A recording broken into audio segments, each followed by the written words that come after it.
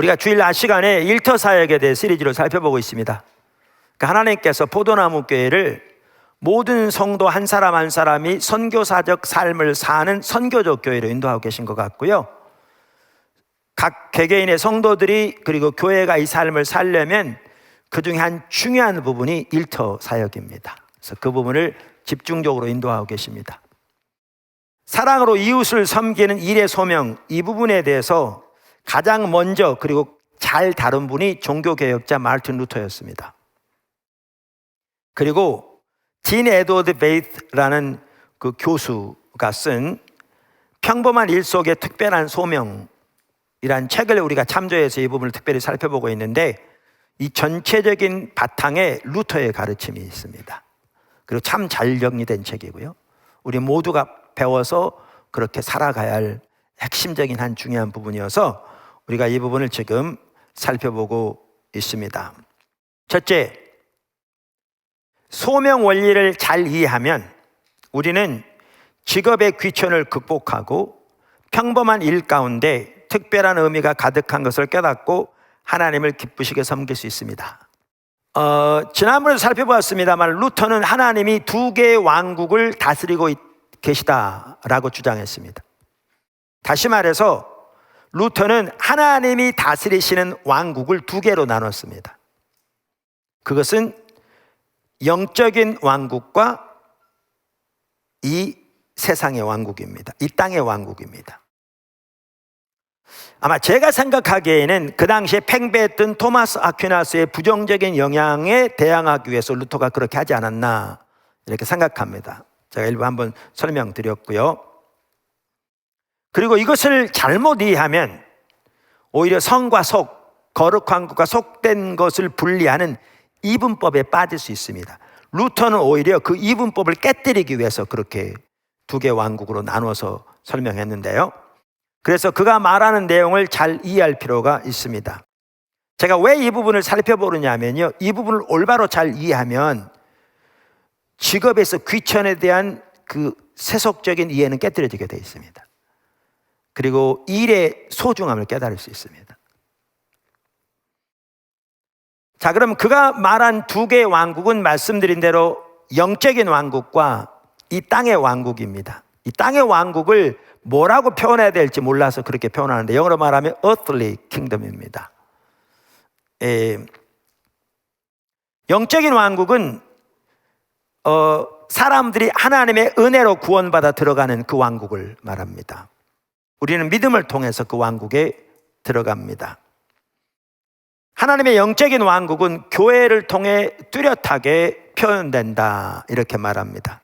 이 말은 교회가 영적인 왕국이다 이 말은 아니고요, 교회를 통해 그 영적인 왕국이 가장 잘 표현된다 이렇게 말합니다. 당연히 하나님은 영적인 왕국에서 왕으로 다스리십니다. 이건 뭐 우리가 너무나 잘 아는 내용입니다.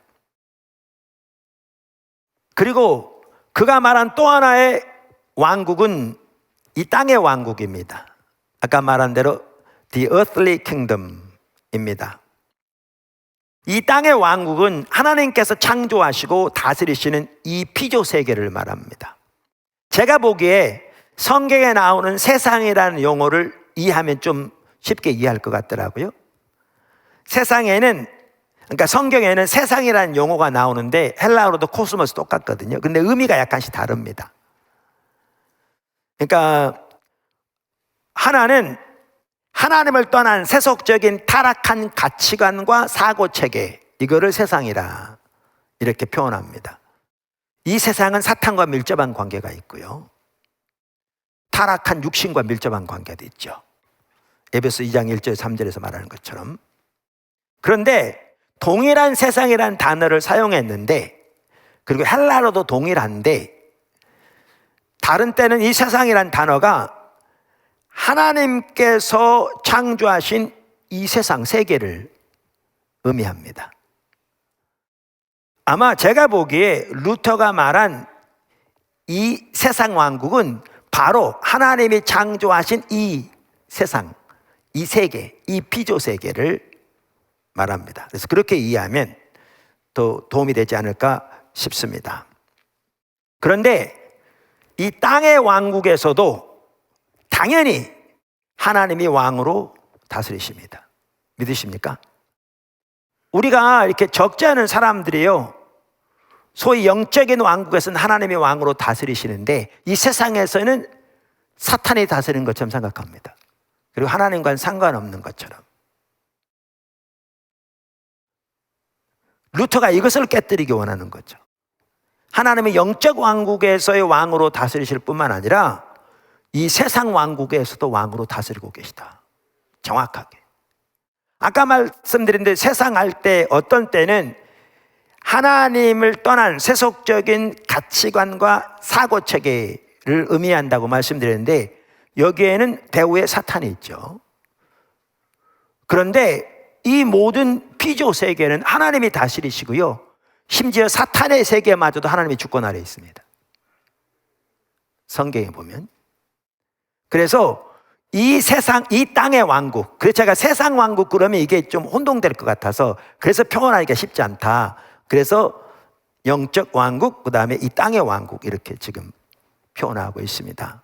아까 말씀드린 책도 그렇게 번역하고 있고요. 그래서 이 땅의 왕국도 하나님이 왕으로 다스리고 계십니다.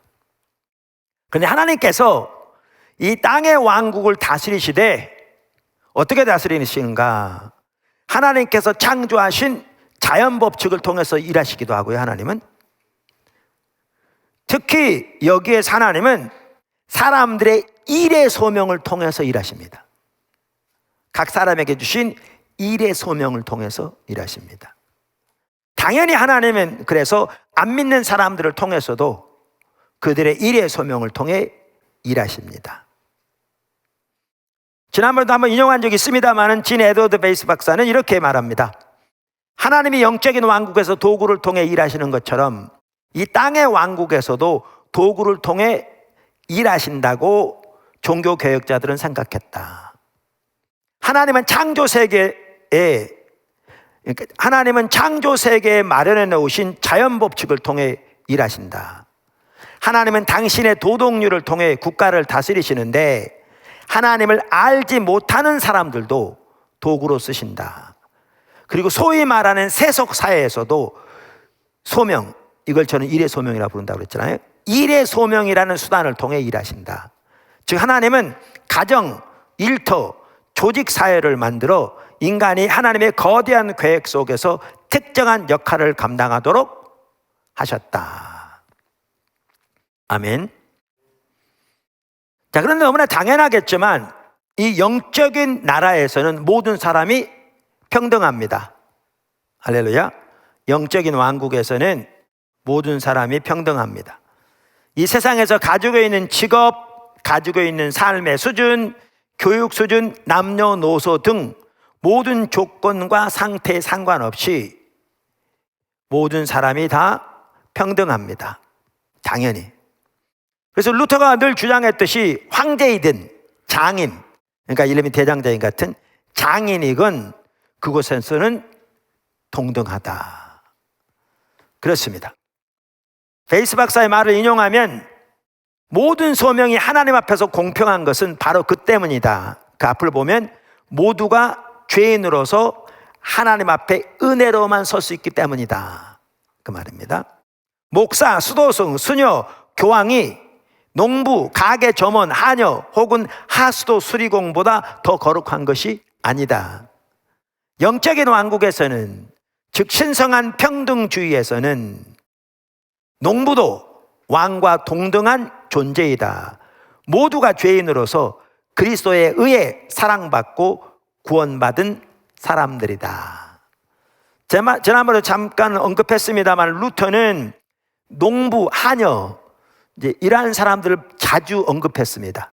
왜냐하면 그 당시 사회에서 가장 천한 사람으로 인식되던 사람들이 농부, 하녀 이런 사람들이었거든요. 그러니까 그 부류를 자주 언급합니다. 이 부분 우리가 너무나 잘 알죠. 당연한 얘기라고 말하겠죠. 그러면 이 땅의 왕국에서는 어떻습니까? 이 땅의 왕국에서는 많은 계급이 있습니다. 많은 계층이 있습니다. 많은 지위가 있고 직분이 있습니다. 많은 다양한 수준이 있습니다. 이 땅에서는 어떻습니까?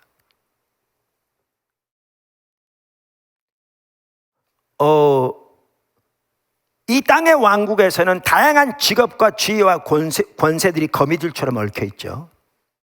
근데 우리가 사는 이 시대에, 심지어 자유민주주의 시대인데 이 시대에도 일반적으로 이 사회에서는 직업의 귀천이 있고요,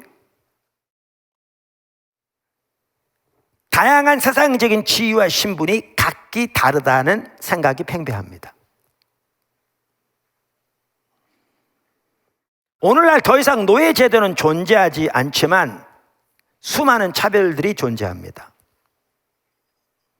이 시대는 직업으로, 심지어 그 사람이 가지고 있는 소비재로 사람을 판단하는 시대입니다.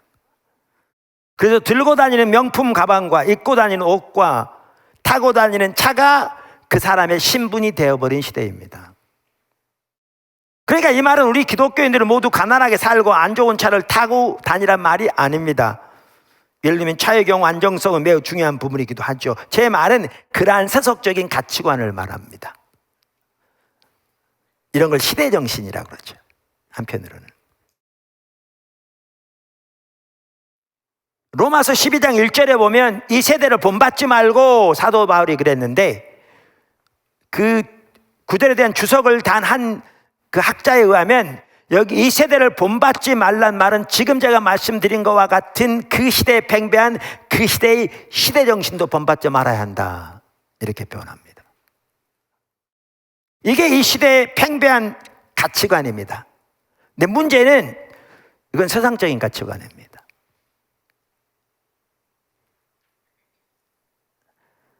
그러니까 하나님의 관점엔 전혀 그렇지 않습니다. 그러니까 이러한 가치관과 사고는 하나님의 가치관이 전혀 아닙니다. 우리 믿는 사람들은, 기독교인들은 하나님의 관점에서 볼 수 있어야 합니다. 그래야 우리가 하는 일에서 하나님의 소중함을 발견할 수 있고, 오늘 말씀드린 대로 직업의 귀천을 극복하고 평범한 일 가운데 특별한 의미가 가득한 것을 깨닫고 하나님을 기쁨으로 섬길 수 있습니다. 루터가 이 부분을 잘 간파했던 것 같습니다, 그 당시에. 그러면 이 세상 왕국에서도 하나님이 왕으로 다스리시는데, 하나님이 왕으로 다스리시기 때문에 이 세상 왕국에서도 우리 모두는 평등합니다. 당연히 이걸 볼 수 있기를 주님으로 축원합니다. 그럼 이 세상 왕국에서도 우리 모두가 평등한 것을 제가 몇 가지 그 이유를 지금 설명드리겠습니다. 하나는 우리 하나님은 사람을 외모로 취하지 않습니다. 우리의 외부적인 조건이 하나님에게는 조금도 중요하지 않습니다. 그것이 우리를 고려하는 대상이 전혀 되지 못합니다. 조건이 전혀 되지 못합니다. 뿐만 아니라 하나님은 이 땅의 왕국에서 사람들을 다양한 직업 소명을 통해, 그러니까 사람들의 다양한 직업 소명을 통해 다스리십니다. 하나님은 이 땅의 왕국에서 사람들의 다양한 직업 소명을 통해 다스리십니다. 그러니까 사람들의 직업 소명 하나하나가 하나님께서 섭리를 통해 하나님의 피조 세계를, 그리고 인간들을 다스리시고 보호하시고 돌보시고 인도하시는 수단입니다. 그 하나하나의 일의 소명이 하나님이 그것들을 통해 우리가 살펴본 대로 하나님의 피조 세계를 돌보시는 하나님의 소중한 도구입니다. 세 번째 살펴보려고 하는 게 뭐냐 하면, 하나님은 세상에서, 소위 세상에서 낮은 직급의 사람들 뿐만 아니라 높은 직급의 사람들도 그들의 일의 소명에 있어서 같은 자세로 일하도록 말하고 있을 뿐만 아니라 그들의 일에 대해서도 동일하게 심판하실 것을 말씀하고 있다는 거죠. 차별이 없다는 겁니다. 차별이 없다. 에베소 6장 5절에서 7절을 한번 보십시오. 오늘 읽은 본문 말씀이 골로새 3장이잖아요. 근데 골로새 3장과 같은 내용이 기록된 것이 에베소 6장입니다. 5절부터 보시죠. 종들아, 두려워하고 떨리며 성실한 마음으로 육체의 상전에게 순종하기를 그리스도께 하듯 하라.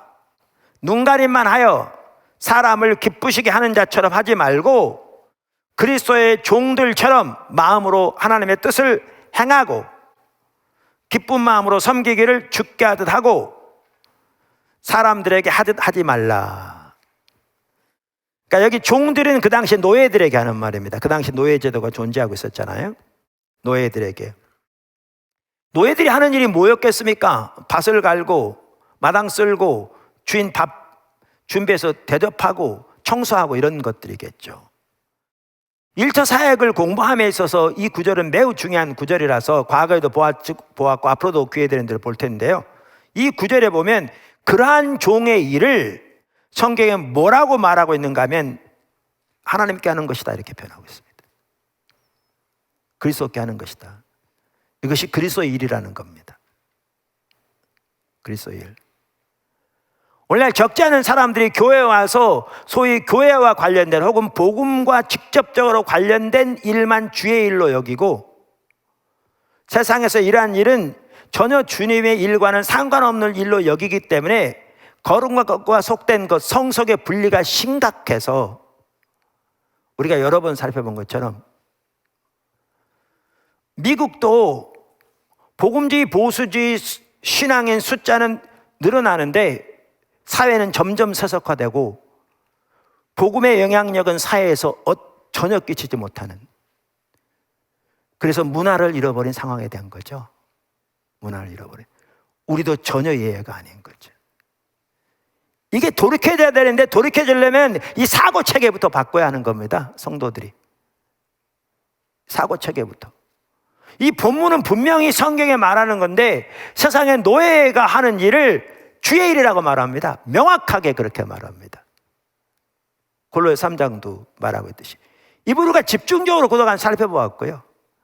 주의 일이라고 말할 뿐만 아니라 여기에 보면 그렇기 때문에 주님께 하듯 하라 이렇게 말합니다. 사람에게 하듯 하지 말라. 그러면서 여러 가지 자세들을 말하죠. 자세들을. 더 나아가서 뭐라고 말하고 있는가 하면 이게 주님께 하는 일이기 때문에 이 일로 하나님 앞에 우리가 신실하게 했을 때 상급을 받을 거라고 말하고 있고요. 더 나아가 이 일을 올바로 섬기지 못했을 때 하나님 앞에 심판을 받을 거라고 말하고 있습니다. 성경 보세요. 오늘 본문 자세히 보시고 명확하게. 그러니까 우리가 지난주에 살펴본 내용도 참 중요한 내용들이었는데 지난주에 뭐라고 말씀드렸냐면 우리는 일의 소명을 통해 이웃을 섬김으로 하나님을 섬긴다.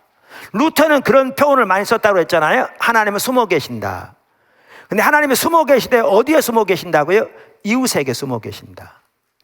그러니까 루터 같은 경우에는 하나님이 우리를 부르시고 소명을 주시되 네 분야에서 주셨다, 영역에 주셨다 이렇게 표현하거든요. 그 네 영역이 뭐예요? 일터, 가정, 사회 혹은 국가, 네 번째 교회. 그래서 우리는 각자가 이 네 영역에서 하나님의 소명을 받았다는 게 복합적인 소명을 가지고 있다는 거예요. 그럼 이 네 영역에서 우리는 사랑으로 이웃을 섬기도록 부르심을 받았다는 거예요. 일의 소명을 통해. 그래서 지난주에 살펴본 두 번째가 뭐냐면 1호 소명의 핵심적인 동기는 사랑이다 라는 걸 살펴봤잖아요. 그래서 우리에게 중요한 것은 우리의 이웃이 누구인가를 살펴봐야 된다는 거죠. 가정에서든지 일터든지 사회에서든지 교회에서든지 이웃이 누구인가. 예를 들면 남편의 이웃은 아내일 거고 아내의 이웃은 남편일 거고 자녀의 이웃은 부모고 자녀기도 하고 또 자기 자녀기도 하고 다양하게 자기의 처지에 따라. 그러면 하나님이 숨어 계신다 그랬잖아요. 우리가 마태복음 25장에 보면 명확하게 그 성경적인 진리를 볼 수 있죠. 그러니까 여기도 뭐라고 그러냐면 여기 보면 이 종들에게 말하되 여기 육체의 상전을 그랬는데 상전이라고 번역된 이 단어는요, 그 당시 노예의 주인을 말합니다. 그래서 영어 성경에는 masters, 주인들이라고 표현되어 있어요. 너희가 육체의 주인들에게 순종하기를 그리스도께 하라. 그러면서 뭐라고 그러냐면 육체의 주인을 섬기는 것이 누구를 섬기는 거라고요? 그리스도를 섬기는 거라고요. 그러니까 정확하게 이 구절에 보면 지난주 살펴본 것처럼 육체의 주인 속에 누가 숨어 계세요? 예수님이 숨어 계신 거죠. 그러므로 우리는 육체의 주인을 섬김으로 결국 하나님을 섬기게 되는 거죠. 그것이 주의 일인 거죠. 그래서 이 일에 따라 상급을 받게 될 것이고 이 일에 따라 심판을 받게 될 거라고 말씀하시는 거죠. 아까 읽은 에베소 6장에서는 심판에 대한 부분은 언급이 없는데요, 동일한 것을 말씀하는 오늘 본문 말씀 골로새 3장 보면 이게 명확하게 나와 있습니다. 3장 24절 25절 보시죠. 오늘 읽었던 본문. 이는 기업의 상을 주께 받을 줄 아나니. 보세요, 우리 그 당시 노예를 두고 한 말이라니까요. 오늘날로 말하면 직장에서 일하는 거 두고 한 말이라니까요. 아르바이트 하는 걸 두고 말하는 거라니까요. 가정에 설거지 하는 걸 두고 말하는 거라니까요. 오늘날로 말하면. 그러면서 이는 기업의 상을 주께 받을 줄 아는, 왜? 주님을 섬기는 거니까. 너희는 주 그리스도를 섬기는 거니라. 지금 노예에게 주님을 섬긴다고 말하고 있잖아요. 근데 거기로 끝나지 않고 골로새 3장 25절에 뭐라고 되어 있냐면 그 다음 절에 불의를 행하는 자는 불의의 보응을 받으리니 주는 사람을 외모로 취하심이 없느니라. 그러니까 이 일에 있어서 올바로 하지 못할 때 심판을 받을 거라 그 말입니다. 왜? 이게 주의 일이기 때문에. 주의 일이기 때문에. 그 베이스 박사들이 이렇게 얘기합니다.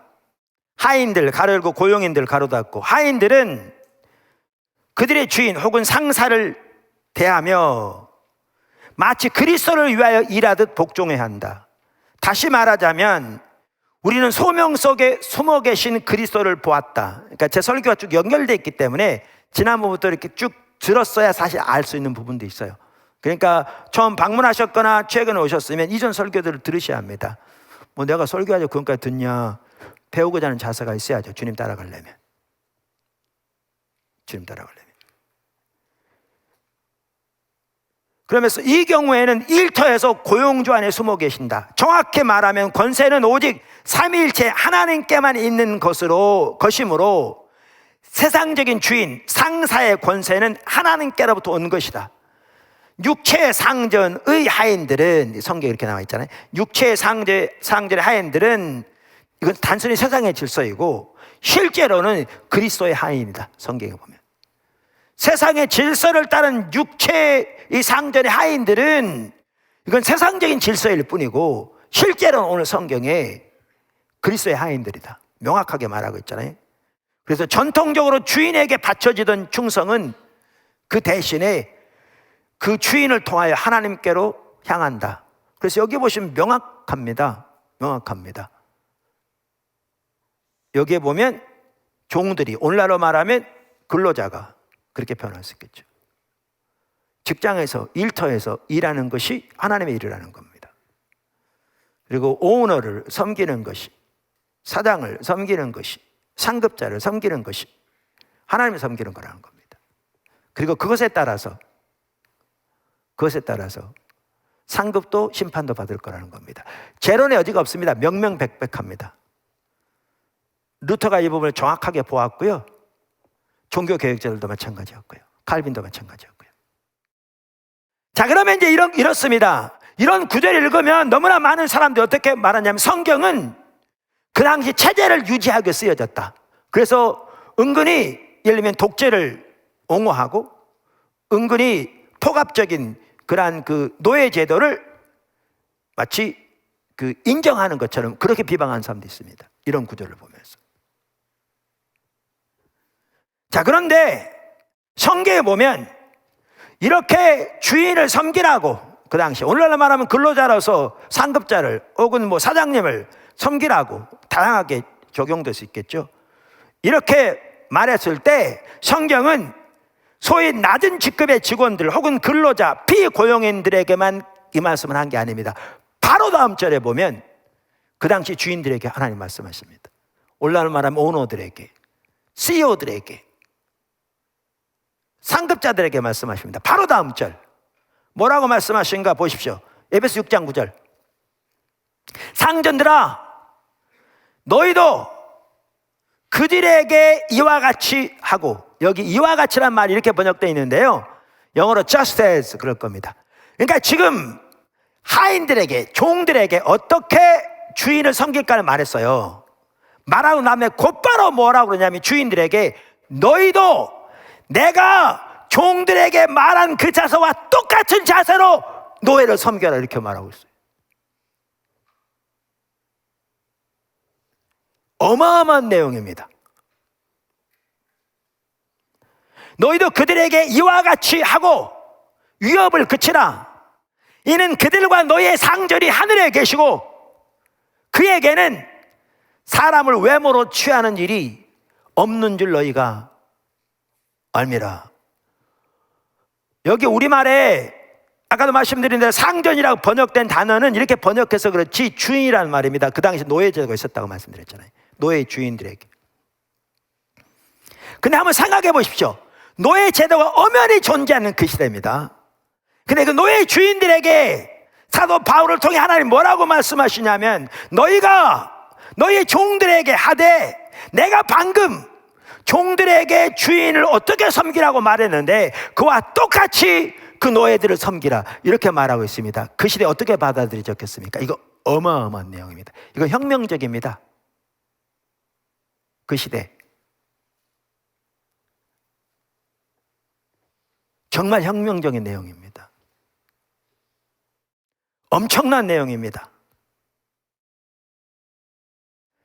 베이스 박사 이렇게 얘기합니다. 가끔은 잔인하기까지 했던 고대 사회의 근로관계를 더욱 부드럽게 해주었던 것은 주인들의 의무에 관한 비슷한 형식의 말씀이다. 주인들은 하인들이 배운 상사에게 복종하는 태도와 마찬가지로 똑같이 그 말입니다. 그들의 하인들을 다루어야 한다. 이것은 주인들도 그들의 하인 안에 숨어 계신 그리스도를 보아야 한다는 뜻일까? 그렇다는 겁니다. 그들의 하인 안에 숨어 계신 주님을 보아야 한다는 거죠. 주인들은 그들의 권세 휘하에 있는 하인들을 위협하지 말아야 한다. 그들 역시 자신도 주인을 모시고 있음을 기억해야 한다. 위에 계신 주님. 만약 그들이 자신의 하인을 잘못 다루면 하늘에서 그들의 주인 앞에서 그 점에 대한 책임을 져야 한다. 이게 성경이 말하는 겁니다. 그들 역시, 주인들 역시 권세의 휘하에 있다는 것과 주님의 권세 아래, 하나님 권세 아래 있다는 점과 그들 자신의 권세의 근원을 기억해야 한다. 그분은 사회적인 제도와는 달리 불공평하지 않다는 것을 보여주신다. 여러분, 이와 같이 우리가 하나님의 관점에서 이해하면요, 우리 직업에는 귀천이 있을 수 없습니다. 이걸 모든 성도들이 올바로 가져야 합니다. 자신을 위해서뿐만 아니라 상대방을 위해서. 상대방을 본 눈 자체가 달라져야 합니다. 우리가 세상의 가치관을 가지고 자신을 판단할 뿐만 아니라 상대방을 판단하면 그게 이 세상을 본받는 사람입니다. 이 세상의 사조를 따라 흔들리는 우상 숭배하는 사람입니다.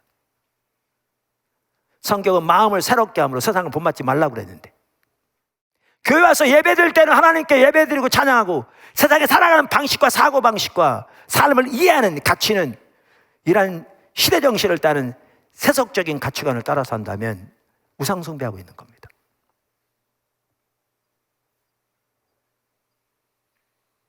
성속의 분리, 갇혀 사는 사람입니다. 이게 깨져야 되는 거죠. 큰 두 번째, 소명의 원리. 말씀드린 그 책에 보면 9장에 소명의 원리라는 제목으로 몇 가지를 다루고 있는데요, 제가 참조할 부분을 몇 가지 살펴보려고 합니다. 작은 첫 번째, 각 일의 소명은 그 책임과 특권 그리고 한계와 자유를 가지고 있습니다. 그러니까 이전에 살펴보았습니다마는 어떤 동일한 행동이라도 그 일이 어떤 일의 소명에서는 옳지만 다른 그 일의 소명 밖에서 행해지면 그게 그릇된 것이라는 겁니다. 그래서 똑같은 행동이라도 그 행동을 하는 사람의 소명에 따라 그 일이 올바른 일이 되기도 하고 그릇된 일이 되기도 한다는 겁니다. 그래서 각 일의 소명은 그 일의 소명이 가지고 있는 책임과 특권, 한계와 자유를 가지고 있다는 것입니다. 좀 쉽게 설명하면 이해가 됩니다. 자, 칼을 가지고 사람들의 살을 째는 것. 그 의사의 경우에는 자신의 소명에 따라 이웃을 사랑하고 섬기기 위해 그렇게 할 때에 그것은 좋은 일입니다. 그리고 의사는 자신의 역할로 인해 그 일을, 즉 수술용 칼을 사용할 허가를 받았습니다. 훈련과 교육을 거쳐 그의 일의 소명에서 필수적인 허가를 받은 것이죠. 그런데 다른 사람은 그렇게 할 수 없습니다.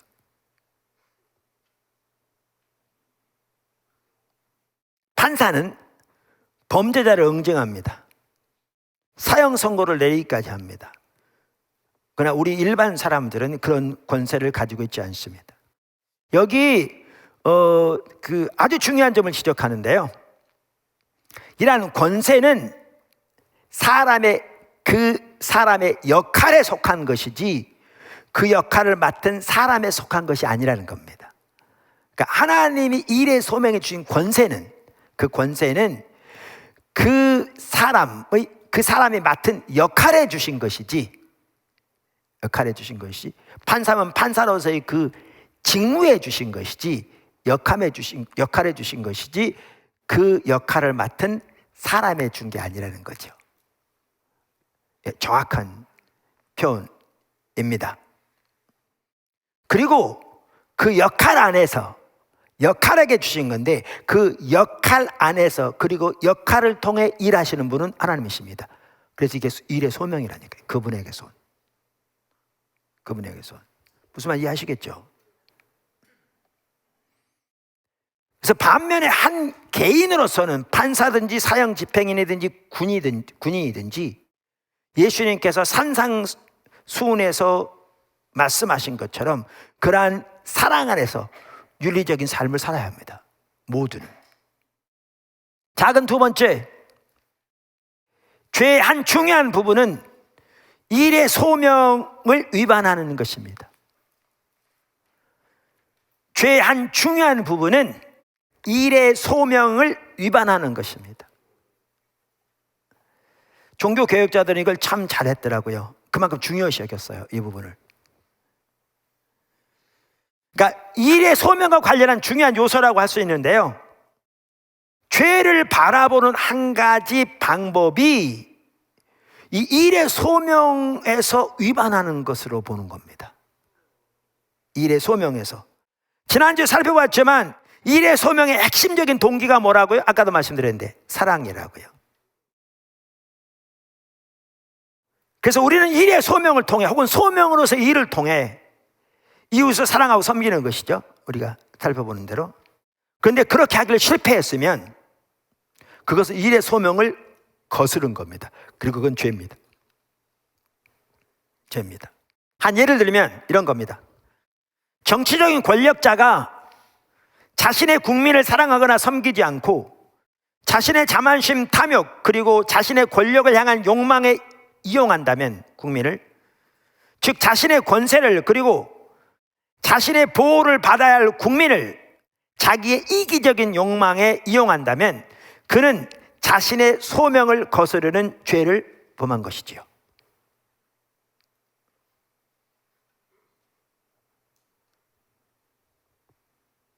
하나님은 개인적인 만족을 얻으라고 그를 그 자리에 앉혀두신 것이 아닙니다. 하나님은 압제의 행동에는 숨어 계시지 않습니다. 하나님은 숨어 계신다고 그랬는데, 그의 역할에 따르는 권세는 그대로일지라도 자신의 역할을 잘못 사용한 그 통치자는 심판을 받는 것이죠. 궁극적으로 모든 권세는 하나님께로부터 온 것이기 때문입니다. 그게 로마서 13장이 잘 말합니다. 베이스 박사 이렇게 얘기합니다. 모든 소명에는 그 나름대로의 유혹이 들어있고 죄를 범할 소지도 있다. 경찰관은 시민을 때리는 것이 아니라 보호하기 위해 부름을 받았다. 사업은 그들의 소비자를 속이는 것이 소명이 아니다. 위조 작업을 하는 장인, 거짓말하는 언론인, 포르노그래피를 만드느라 재능을 낭비하는 예술가 등은 하나님이 주신 능력을 이웃을 사랑하고 섬기는 것이 아니라 해치는 데 사용하는 것이다. 그것은 소명을 거스르는 죄를 범하는 것이다. 부모들은 아이들을 그냥 내버려 두는 것이 아니라 보살피는 소명을 받았다. 남편은 아내를 이용하는 것이 아니라 사랑하고 보살피는 소명을 받았다. 선생은 가르치는 소명을, 의사는 치료하는 소명을, 부모는 키우는 소명을 받았다. 그러나 이러한 소명에 어긋난 것이라면 그것이 무엇이든지 하나님께로부터 온 것이 아니다. 그리고 그 소명을 거스르는 것은 죄다, 그 말입니다. 그러니까 죄를 보되 종교개혁자들은 일의 소명을 거스르는 것을 죄로 인식하고 그 부분을 중요시 여겼습니다.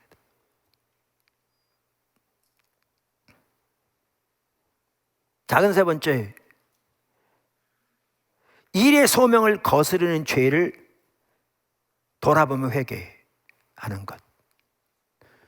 근데 종교개혁자들은 죄를 이해하되 한편으로 일의 소명을 거스르는 것으로 이해했을 뿐만 아니라 종교개혁자들은 성도들에게 그 죄를 돌아보고 회개하도록 집중적으로 훈련시켰더라고요. 그 죄를, 그러니까 일의 소명을 거스르는 죄를 돌아보고 돌이키도록 집중적으로 가르쳤더라고요.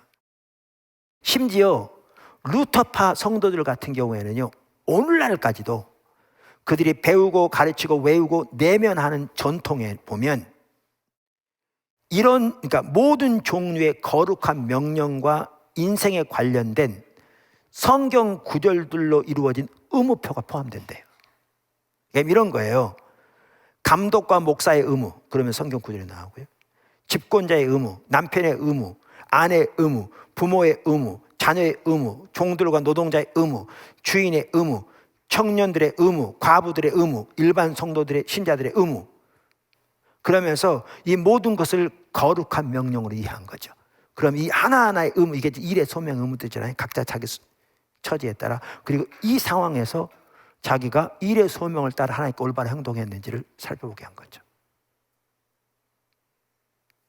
그리고 그것을 거스르는 것, 하나님 뜻을 어긴 것, 돌아보면서 회개하게 한 거죠. 그만큼 성도들의 삶의 현장에서 주님을 따라가고 주의 길을 행하도록 훈련한 것 같아요. 우리가 이대로는 직접 안 할지 몰라도 정말 우리도 돌아보고 우리를 매번 살펴봐야 할 너무나 중요한 요소가 아닌가 생각합니다. 하나님께서 포도나무 교회를 지금 일터 사역 인도하고 계신데요, 모든 성도들이 선교사적 삶으로 사는 선교적 교회로 교회를 세우기 원하십니다. 그 중에 한 핵심은 일터에서 우리가 주님의 동역자로서 예수님 부활을 통해서 시작하신 새 창조의 역사에 동참할 뿐만 아니라 하나님의